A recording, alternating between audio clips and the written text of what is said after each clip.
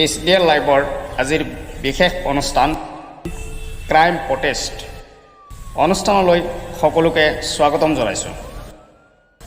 অনুষ্ঠানৰ আৰম্ভণিতেই আমাৰ আমন্ত্ৰণ ৰক্ষা কৰি আমাৰ মাজত উপস্থিত হোৱা অতিথিক চিনাকি কৰাই দিব বিচাৰিছোঁ। আমাৰ মাজত উপস্থিত আছে গুৱাহাটী উচ্চ ন্যায়ালয়ৰ অধিবক্তা ইছলামুল হক চৌধুৰী ডাঙৰীয়া।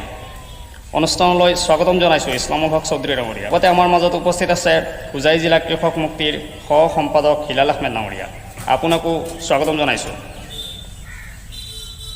আজিৰ অনুষ্ঠানত অংশগ্ৰহণ কৰাৰ বাবে অধিবক্তা আৰু কৃষক মুক্তিৰ সহ সম্পাদকগৰাকীলৈ ধন্যবাদ জ্ঞাপন কৰিছোঁ SDL লাইভৰ তৰফৰ পৰা। অনুষ্ঠানৰ আৰম্ভণিতেই গুৱাহাটী উচ্চ ন্যায়ালয়ৰ অধিবক্তা ইছলামুল হক চৌধুৰী ডাঙৰীয়াৰ পৰা জানিব বিচাৰিম, দেশ তথা ৰাজ্যৰ লগতে হোজাই জিলাত ব্যাপক হাৰত বৃদ্ধি পোৱা ধৰ্ষণ, অপহৰণ, নাৰী নিৰ্যাতন, হত্যা আৰু ভুৱা গোচৰৰ সংখ্যা কিয় দিনক দিনে বৃদ্ধি পাইছে? তাৰ বাবে দায়ী কোন? চৰকাৰ, প্ৰশাসন নে আজিৰ সমাজ ব্যৱস্থা?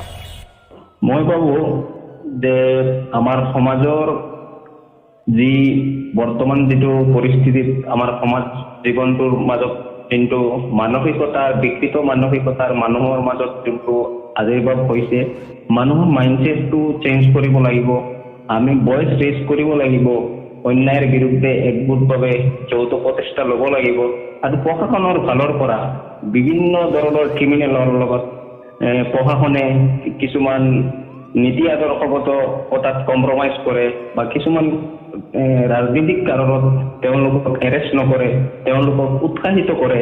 আমাৰ ল এণ্ড অৰ্ডাৰ চিটুৱেশ্যনটো এই চৰকাৰৰ বিৰুদ্ধে যথেষ্ট অৱনমিত হৈছে, যাৰ কাৰণে আমাৰ সমাজত ৰুল অফ ল'ৰ যোনটো এপ্লিকেশ্যন সেইটো প্ৰপাৰলি এক্সিকিউট হোৱা নাই আৰু প্ৰপাৰ ইনভেষ্টিগেশ্যন নোহোৱাৰ কাৰণে আমাৰ ক্ৰিমিনেলবিলাক বাচি গৈছে আৰু নেক্সট আকৌ এটা অফেন্স কৰিবলৈ উৎসাহ পাইছে। সেইটোৱে হ'ল মেইন কাৰণ বুলি মই ভাবোঁ। আৰু কিছুমান আনুষংগিক কাৰণ আছে। সমাজ, ব্যক্তি, ফেমিলি সকলোৰে দায়িত্ব আছে। আমি যদি সকলো একগোট হৈ যৌথ প্ৰচেষ্টাৰে আগুৱাই যাওঁ, নিশ্চয় এই দিশত আমি ক্ৰাইমটো ইৰাডিকেট কৰিব পাৰিম, কাৰণ crime is a product of the society. গতিকে সেইটোৱে কথা আৰু। ধন্যবাদ। এতিয়া আমি আহিব বিচাৰিছোঁ আমাৰ মাজত উপস্থিত থকা হোজাই জিলাৰ কৃষক মুক্তিৰ সহ সম্পাদকগৰাকীলৈ। ৰাজ্যৰ চৌদিশে দ্ৰুতগতিত বৃদ্ধি পোৱা দুৰ্নীতি, ভ্ৰষ্টাচাৰ আৰু দলাল ৰাজৰ বাবে কোন জগৰীয়া? আচলতে বিশেষকৈ আমি ক'বলৈ গ'লে চৰকাৰখন ৰাজ্য বনাই দিয়ে আৰু সেই চৰকাৰখনে বিশেষকৈ প্ৰশাসন বিভাগ, গৃহ বিভাগ চৰকাৰে নিয়ন্ত্ৰণ কৰে। কিন্তু প্ৰথমে যিহেতু চৰকাৰখনো সম্পূৰ্ণভাৱে ব্যৰ্থ হৈছে আজিৰ দিনত, গতিকে ঠিক তেনেদৰে প্ৰশাসনো ব্যৰ্থ হৈছে আৰু প্ৰশাসনে, গৃহ বিভাগে চৰকাৰৰ তলুটা হৈ কাম কৰিবলগীয়া হয়। আৰু তেনে ক্ষেত্ৰত দলাল ৰাজৰ বেছি বাঢ়িছে গোটেই ৰাজ্যত বা হোজাই জিলাতো। আৰু সেই প্ৰেক্ষাপটত দুৰ্নীতি, ভ্ৰষ্টাচাৰী বেছিকৈ আমাৰ জিলাখনত চলি আছে। যেনে আপুনি যদি চায়, আজি নকুঠিৰ এটা অঞ্চলত শিল নহয়, আপুনি কয়লা, বিশেষকৈ কয়লাৰ ক্ষেত্ৰত যদি আপুনি চাব, কয়লাৰ খনন কৰিবলৈ ৰাস্তাৰ যি অৱস্থা, ঠিক তেনেদৰে আমাৰ ডবৰঘাটতো আপুনি চায় শিল, বালি, পাথৰ। গতিকে এইবিলাক বৰ দুৰ্ভাগ্যজনক। আৰু প্ৰশাসন বিভাগটো আচলতে মই বিশেষকৈ এটা কথা ক'বলৈ গ'লে সম্পূৰ্ণৰূপে দালাল ৰাজৰ চক্ৰত প্ৰশাসনৰ নিয়ন্ত্ৰণ চলি আছে। এতিয়া যদি চৰকাৰে সঠিকভাৱে গৃহ বিভাগৰ নিয়ন্ত্ৰণ কৰিব পাৰিলেহেঁতেন, নিশ্চয় আমি আশাবাদী আজিৰ দিনত এই অসমখন এখন সোণৰ অসম হিচাপত আমি ধৰি ল'ব পাৰিলোঁ। ব্যৰ্থতাৰ বাবে আৰু গৃহ বিভাগৰ ব্যৰ্থতাৰ বাবে আজি গোটেই অসমত বিভিন্ন ধৰণৰ অপৰাধজনিত কাণ্ড, দুৰ্নীতি, ভ্ৰষ্টাচাৰী গোটেই অসমত চলি আছে। তাৰ সমান্তৰালভাৱে আমাৰ জিলাখনতো চলি আছে। ধন্যবাদ সম্পাদক ডাঙৰীয়া। পুনৰ আহিব বিচাৰিছোঁ ইছলামুল হক চৌধুৰী ডাঙৰীয়ালৈ। কিছুসংখ্যক অধিবক্তাই অভিযুক্তৰ হৈ যুক্তি দৰ্শাই আইনৰ সুৰংগাৰে অপৰাধীক ৰক্ষণাবেক্ষণ দিয়াত ভুক্তভোগী ন্যায়ৰ পৰা বঞ্চিত হয়, এয়া কিমান যুক্তিসংগত? উত্তৰ দিয়াৰ আগতে এই মুহূৰ্তত সময় হৈছে আমাৰ এটা বাণিজ্যিক বিৰতিৰ পিছত আহি আছোঁ SDL লাইভৰ এই অনুষ্ঠানৰ মাজত। চাই থাকিব SDL লাইভ 18। अरे अरे अरे ऐसे बूढ़े लोगों को कहाँ से ले आए? जब तक ये बिल्डिंग बनेगी ना तो मैं बूढ़ा हो जाऊंगा। अरे जल्दी कर। नमस्कार शर्मा जी। नमस्कार। नमस्कार। ये आप अपने आप पे इतना क्यों चिल्ला रहे हैं? क्या? ये आप ही आए 40 साल के बाद। किस्मत का कुछ पता नहीं कब क्या खेल खेले जाए। आइए आइए बैठिए, देखिए टेंशन मत लीजिए, पेंशन पक्की करवाइए। सरकार की एक योजना है अटल पेंशन योजना, उसमें 18 साल की उम्र से हर महीने अगर आप 210 रुपया जमा करवाते रहेंगे तो 60 साल की उम्र के बाद से हर महीने आपको 5,000 रुपया पेंशन मिलेगा। 5,000? जी हाँ, तो इस योजना के साथ आप जुड़िए, अपनी पेंशन जो है उसे सुनिश्चित करवाइए और सरकार की गारंटी है इसमें। जी हाँ, और कोई ज्यादा जानकारी चाहिए तो आप अपने बैंक की शाखा से मिल सकते हैं या किसी बैंक मित्र से उनसे बात कर लीजिए, वो समझा देंगे आपको। चलता हूँ, नमस्कार।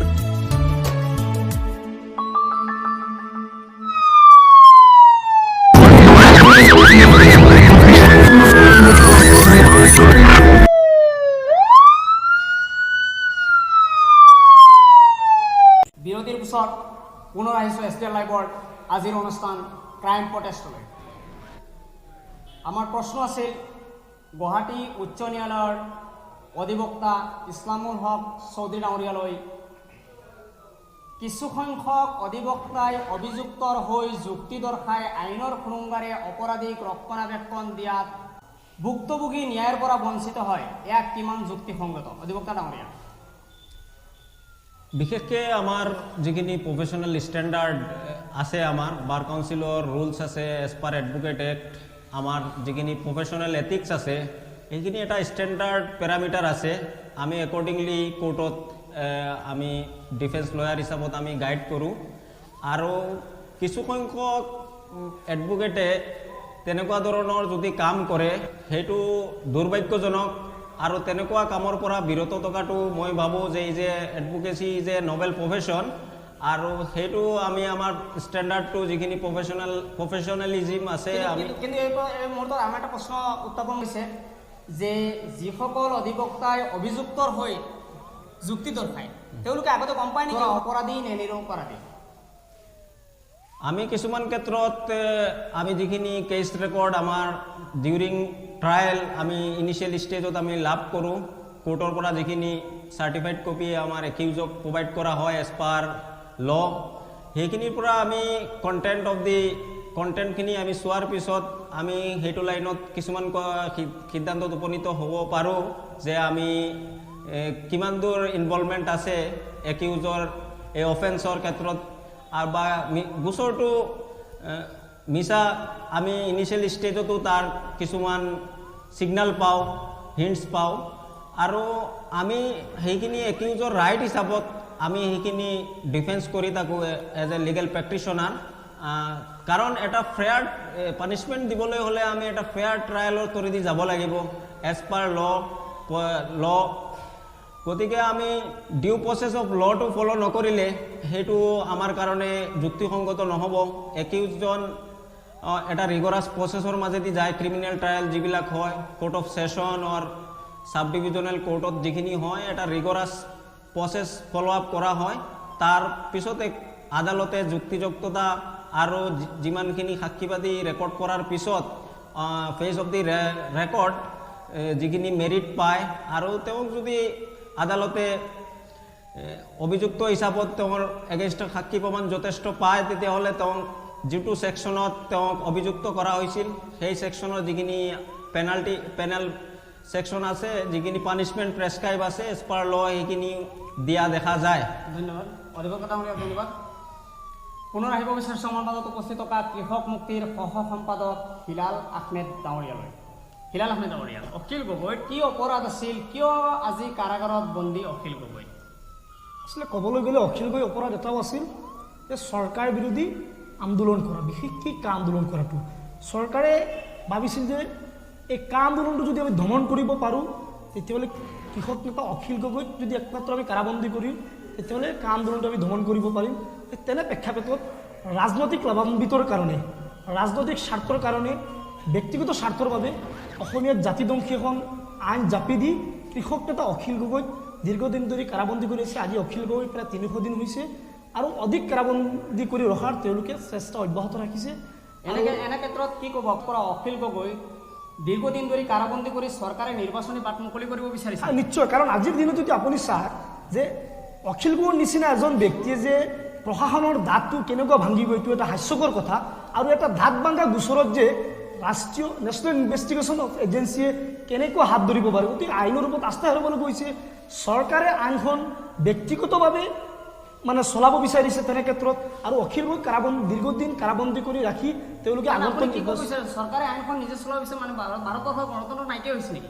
এক প্ৰকাৰ নাইকিয়া হোৱাৰ দিশত গতি কৰিছে। কাৰণ আজিৰ দিনত যদি আপুনি চায় যে সংবিধান বিৰোধী এই যে ছেকুলাৰ কাউণ্ট্ৰিখনত তেওঁলোকে ধৰ্মৰ মাজত এটা বিভাজন সৃষ্টি কৰিছে। আজিৰ দিনত যদি বিজেপিৰ কিছুমান নেতা আছে, তেওঁলোকৰ নামো আমাৰ ল'বলৈ লাজ লাগে।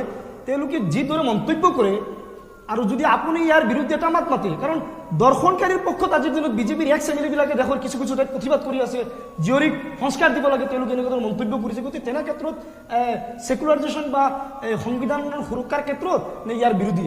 গতিকে অখিল গগৈটো তেওঁলোকে কাৰ সুযোগ লয়, কাৰণ অসমত সকলো ৰাইজে স্বতঃস্ফূৰ্তভাৱে আন্দোলন কৰিছিল, সকলো দল সংগঠনে আন্দোলন কৰিছিল, কিন্তু তেওঁলোকে কেৱল মাত্ৰ অখিল গগৈক সেইজন সিংহ বুলি ভাবি তেওঁলোকে কাৰাবন্দী কৰি ৰাখি বাহিৰত যেনে কিছুমান মন্ত্ৰী আছে ইলেকশ্যনৰ প্ৰতিযোগিতা কৰে, কাৰণ তেওঁলোকৰ লাজ নাই নেকি যে সিংহত পিঞ্জাত বন্দী কৰি বাহিৰত যে তেওঁলোকে শিয়ালৰ নিচিনা মেকুৰীৰ নিচিনা চিঞৰি আছিল। তেওঁলোকৰ আচল উদ্দেশ্যটো এইটো যে 21 নিৰ্বাচনটো কিদৰে পাৰ কৰিব লাগে, অসমৰ সকলো উদ্ভৱ বা অনুষ্ঠানবিলাক তেওঁলোকে কিদৰে বিক্ৰী কৰিব পাৰে, অসমৰ টোলগেটবিলাক কিদৰে তেওঁলোকে সংস্থাপন কৰিব পাৰে, এই ক্ষেত্ৰত অখিল গগৈক কাৰাবন্দী কৰি ৰখাটো তেওঁলোকৰ এটা ৰাজনৈতিক বা তেওঁলোকৰ পুঁজিৰ ক্ষেত্ৰত বা তেওঁলোকৰ স্বাৰ্থৰ কাৰণে জাতি অসমীয়া জাতিৰ কণ্ঠ অখিল গগৈক তেওঁলোকে কাৰাবন্দী কৰি ৰাখিছে। এইটো এক প্ৰকাৰ নিশ্চিত।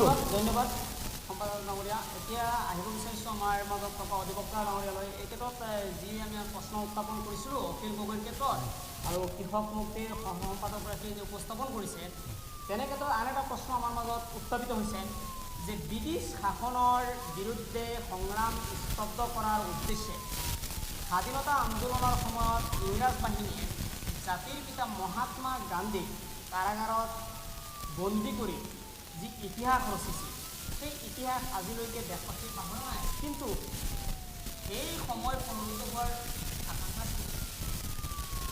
মই ভাবোঁ যিখিনি আমাৰ as a democratic country, India is a secular country govern by the constitution. আমি বিশেষকৈ আমি কাকো ভয় কৰিব নালাগে, আমি আমাৰ সংবিধানকে ভয় কৰিব লাগে। কাৰণ চৰকাৰৰ ৰঙা চকু লৈ আমি ভয় কৰিব নালাগে, আমি সংবিধানৰ নীতি আদৰ্শমতে আমি চলিব লাগে।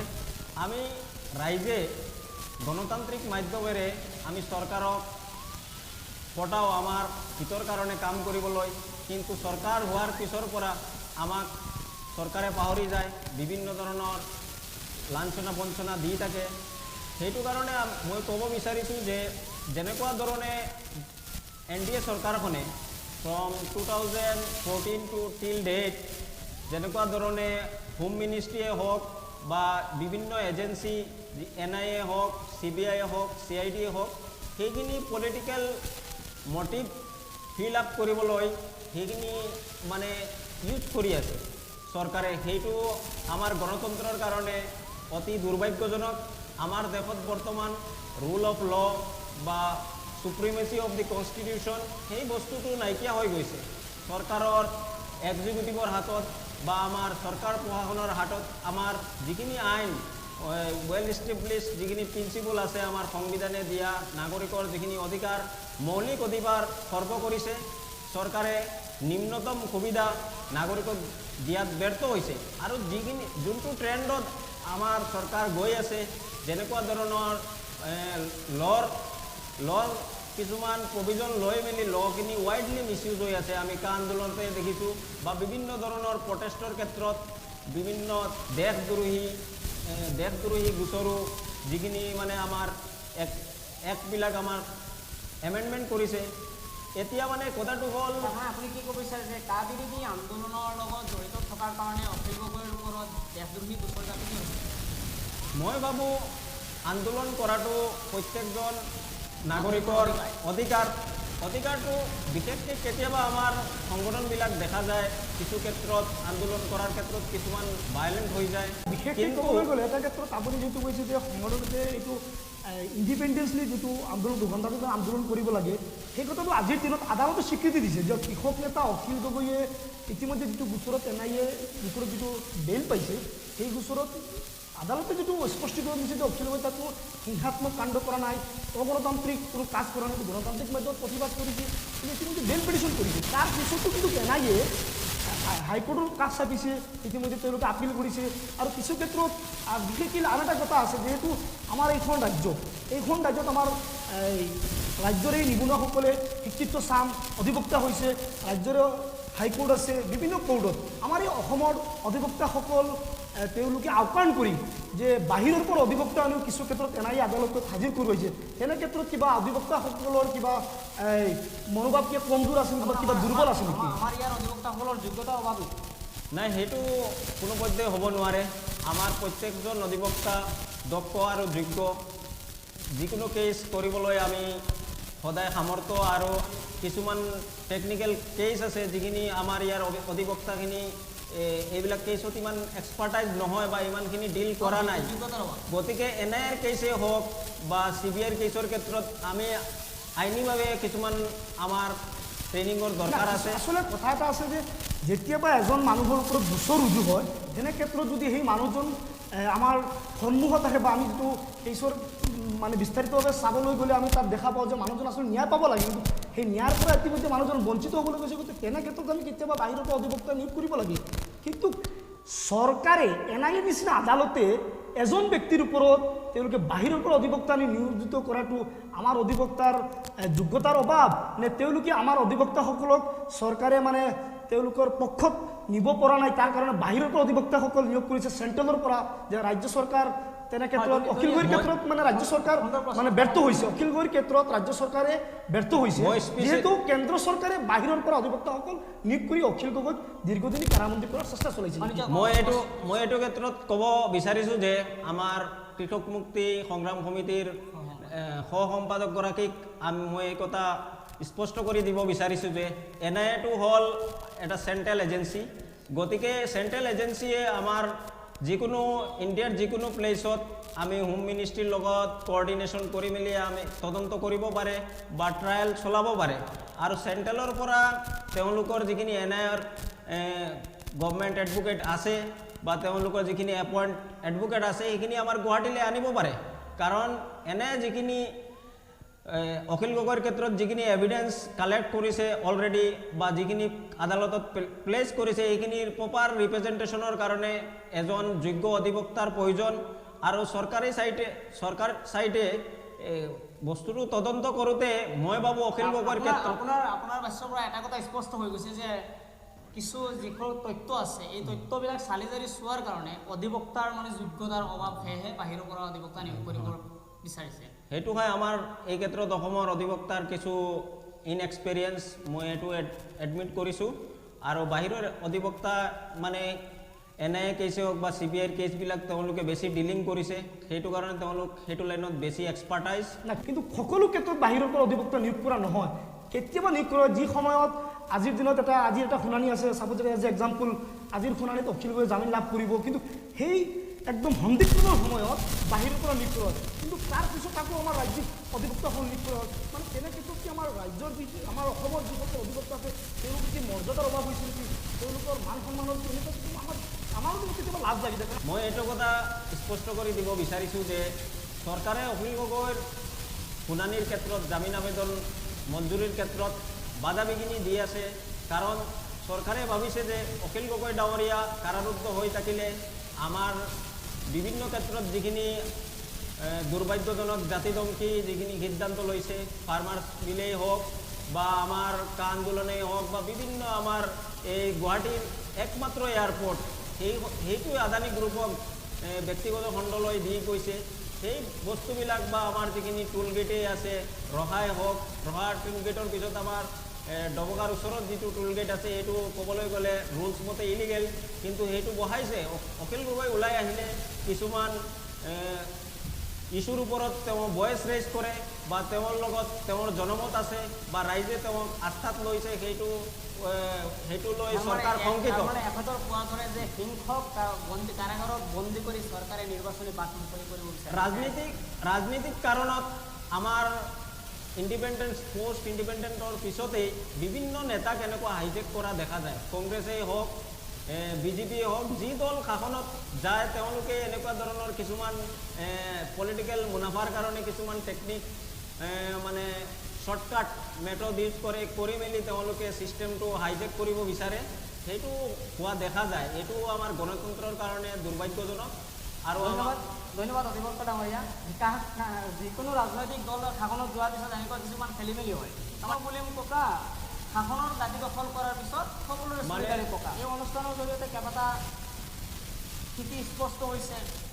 ক'ব পাৰি যে প্ৰশাসনিক বিভাগত আৰু অলপ পৰিৱৰ্তন বিচাৰে। ৰাজনৈতিক যিসকল নেতা মন্ত্ৰী আছে তেওঁলোকৰো যোগ্যতাৰ অভাৱ আছে। সেই দিশতো আৰু অলপ আগবাঢ়ি যাব লাগে, যাৰ বাবে সমাজত বিভিন্ন ধৰণৰ অপৰাধ বৃদ্ধি পাইছে। আৰু সেই অপৰাধবিলাক নিৰ্মূল কৰাৰ একমাত্ৰ আমাৰ প্লেটফৰ্ম যিটো, সেই প্লেটফৰ্মটো আমি ঠিক কৰিব লাগিব। এইটো মই এটা কথা কৈ ল'ব বিচাৰিছোঁ।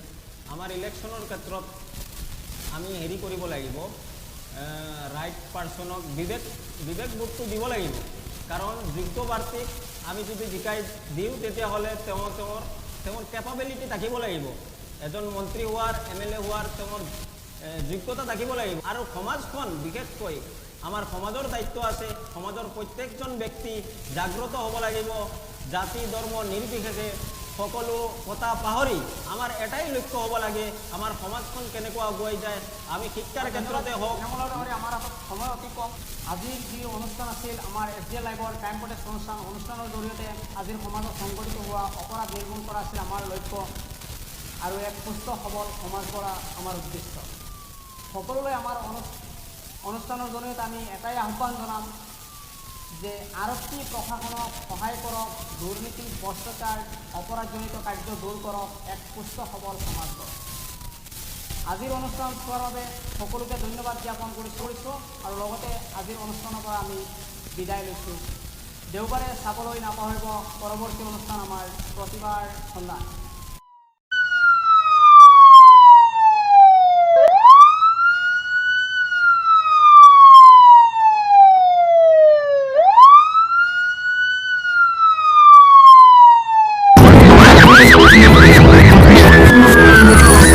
Sorry.